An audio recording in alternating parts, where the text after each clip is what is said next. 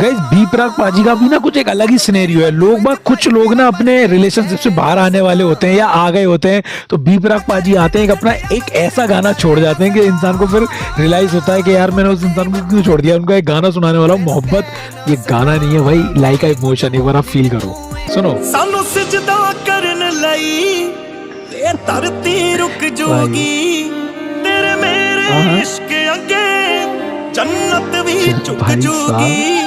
एक बारी फिलहाल लग रहा है मुझे कसम से, सवारी रब नाल लड़दे कसम से फिलहाल की वाइब आ रही है। ये दुनिया तरसे उस मोहब्बत नूं असीं तेरे